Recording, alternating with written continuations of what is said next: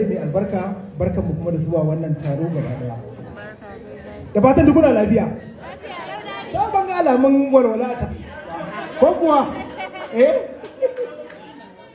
to alhamdulillah Allah ya kawo mu wannan rana da muka dade muna jira. An fara al'amarin wannan biki ba tun yau ba, tun wajen kwana 4 da suka wuce. To amma kun san sha'anin aiki, mutum ya je nan abin da ya sake nan ban zo da wuri ba, amma kamar yadda MC ya faɗa, Malam Ibrahim Sharukan kowa ya sani, ɗa ne, ƙani ne, ɗan gidana ne, loyalist ɗina ne, kun gane wato lokacin da na yi aure ina courtroom, Sharukan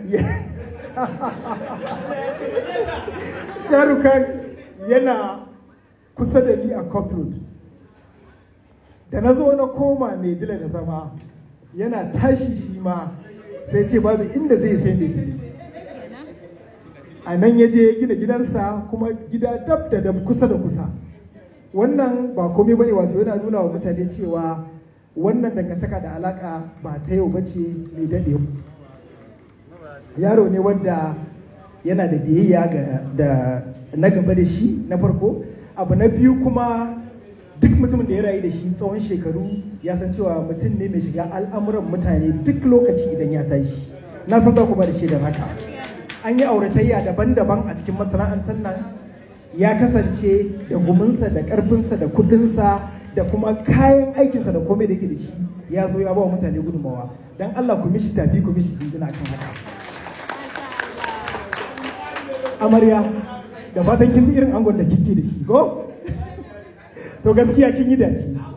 To Malam Ibrahim Sharukan, a matsayinka na ɗa, kai ma kuma zan ce ka yi dace, domin amaryarka tun daga lokacin da ka gabatar mana da ita har zuwa wannan lokacin, aminta na kamala ne da kuma nutsuwa, gata da kunya.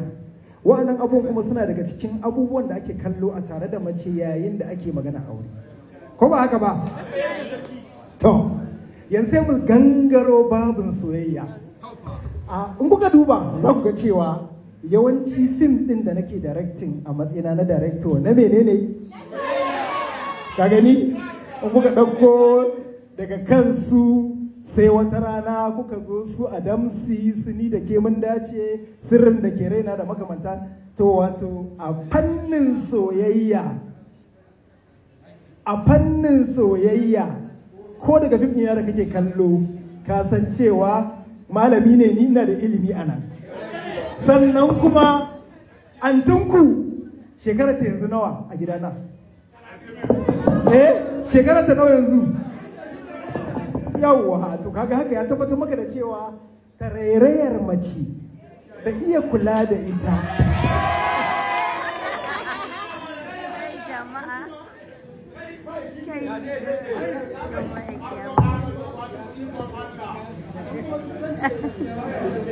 Mai ya mutu ba su san a yi jawabin ne.